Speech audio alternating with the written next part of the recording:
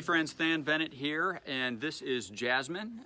Just by way of introduction, I am the author of My Fame, His Fame, and also In Search of the King, and I'm so grateful to be participating in a Proverbs a day in the month of May with all of you. I'm coming to you from inside our family's goat pen. I'm doing it for a couple of reasons. One, I just thought it might grab your attention, and two, goats are really, really cool. Also, there's a passage that I want to share with you that's relevant to these guys. So I'm going to let Jasmine go in just a minute, and hopefully none of them eat the camera while we do this. But I'm going to share a couple thoughts with you from Proverbs 27.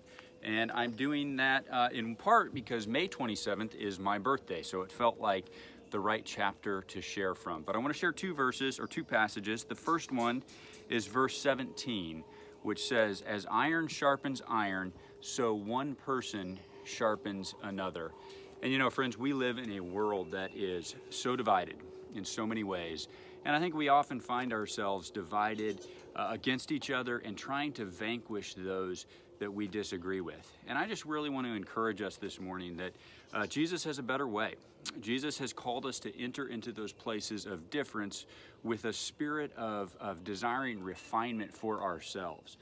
His way is one in which we don't fear that disagreement, but we actually see it as an opportunity to have our rough edges rubbed off, and through which we can become more like Jesus in the process. So let's increase our comfort level with those places of disagreement. Let's embrace the fact that Jesus has called us to be his hands and feet in a very broken and divided world. You know, we have the answer to so much of what afflicts our world. The solution is a person. That person has a name. His name is Jesus, and he didn't come to conquer the world. He came to save it, and he's called us into that mission. So let's embrace it. And then second, I'm going to read a few verses from the end of the chapter, verses 23 through 27.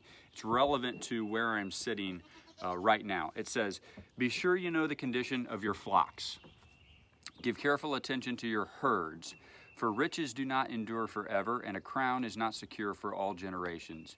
When the hay is removed and new growth appears, and the grass from the hills is gathered in, the lambs will provide you with clothing, and the goats with the price of a field. You will have plenty of goat's milk to feed your family." Now, clearly, I love goats, so it won't surprise you that that passage caught my attention, but I do think it's very relevant to this time that we live in. Each of us has things that God has entrusted to us. They're our flocks, so to speak, and God is calling us to steward those things well. It can be very tempting to be focused on what God has given someone else to steward, or to be focused on the problems of the world, or even other noble tasks that are outside what God has given us. And I really want to encourage us this morning. Let's be focused in on our flocks. Let's be focused on what God has given us to grow and to nourish. What are those things in your life? And are you aware of the condition of those things? What condition are they in? Are you stewarding them well? So let's not be distracted by what God's given somebody else. Let's focus in on what God is calling you to do, what he's calling me to do. And then let's trust him to weave those assignments together in a way that ultimately brings him glory, not us. And in a way that causes his fame to really rush through the land. So just a couple thoughts from Proverbs 27.